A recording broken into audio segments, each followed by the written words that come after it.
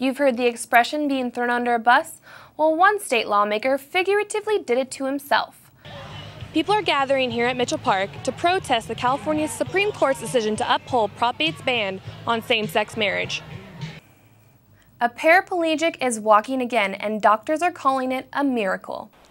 These burned hillsides are all that is left of the Jesucita fire.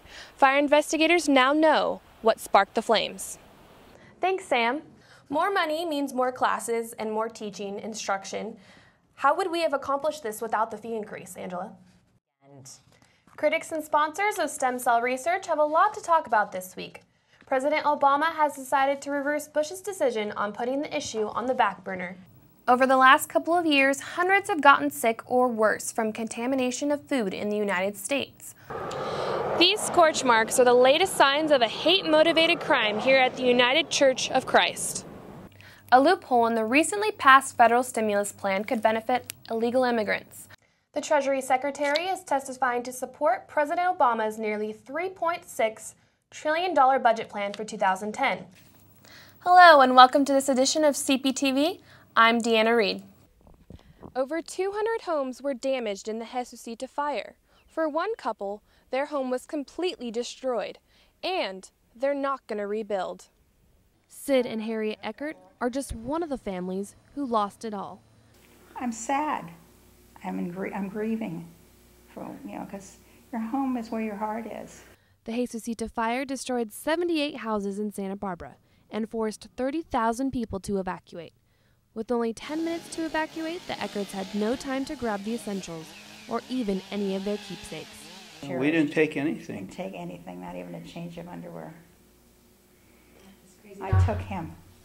2 days after the fire started, the Eckerts knew they had lost the home they had lived in for 30 years. And all we kept doing is looking at that TV screen, and 2 days later we saw our house in ashes. We saw our fountain. For the first time, we saw the fountain, and we knew there was no doubt it was our house. And this fountain is the only thing left standing after the fire. The Eckerts have been married for 55 years and have 3 children, and the only family photos that they have left is what is in this box. It's going to change. It will. The Eckerts say that they are not going to rebuild their home, but We'll find the right place. Yeah, as long as we're together. Reporting from Santa Barbara, I'm DeAnna Reed. The California Supreme Court decided that same-sex couples have a right to marry. Now California voters are deciding on a proposed amendment to the state constitution. The California Marriage Protection Act proposes to amend the state constitution to say that only a marriage between a man and a woman will be recognized. We have this very muddy thing called marriage that means 2 different things. Susan McIntosh recently married her partner Mickey Riley. McIntosh hopes that a Prop 8 defeat would be a step closer to having gay marriage recognized nationally. We just want to have the same life that other people have. We want to have the same simplicity in adding our partners to our insurance. It really hurts when I have to fill out insurance and tax forms and I have to check single. Marvin Perkins doesn't support gay marriage because of the impact that it will have on the education system. Just as I don't teach and want other kids taught my religious beliefs at school, I don't want homosexuality taught to my kids at school. I will teach my kids about homosexuality. And with more than $60 million spent by groups for and against Prop 8, how the state resolves the issue could have an effect on how other states will act too. Peanuts are the latest food product getting people sick, and it's opening the government to criticism. It is hard not to see a food safety system in crisis, a dysfunctional federal agency in the FDA unable to perform its mission and to protect the American people. Bacteria found in spinach and tomatoes over the last 2 years have caused widespread illness. Local growers like Damian Perez say that crop problems arise because corporate growers have a harder time keeping track of the small stuff. I think it's a big wake-up call. I mean, some factories are not doing something right, so something's going on, and I think it's good that they're actually making a big fuss out of it so they can have more control of what's going on sanitation-wise.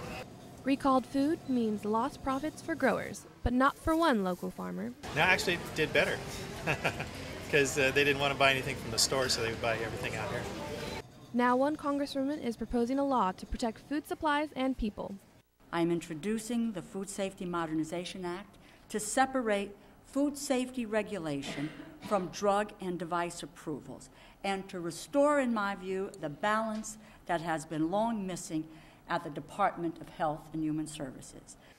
Critics say small changes would be more effective than creating a whole new system. For CPTV News, I'm DeAnna Reed. Now serving B048 at window number 11. The DMV isn't the only state office being affected by what is called the Friday furloughs. Well, the Friday furlough is pretty basic. The first and third Friday of the month, all state offices will be closed. Governor Schwarzenegger has ordered nearly 200,000 state employees to take furlough days. And with nearly 18 months of these unpaid days off, the state will save about $1.2 billion. One college student who works at the State Water Board says the mandatory closures are going to affect her work schedule. It's going to hurt me because I only work 2 or 3 days during the week, and Friday, I don't have school on Fridays, so I usually get my hours in on Fridays. At the current spending rate, the state's deficit is expected to total over $40 billion by 2010. Even with the pay cut, one state employee is making the best of a tough situation. I don't like it. I don't like having less pay, but I also understand that something has to happen. If we're spending more than we're taking in, it's just like your checkbook. You've got to make a change to make it happen. Emergency workers like the Highway Patrol and firefighters are not being affected by the governor's executive order. For CPTV News, I'm DeAnna Reed.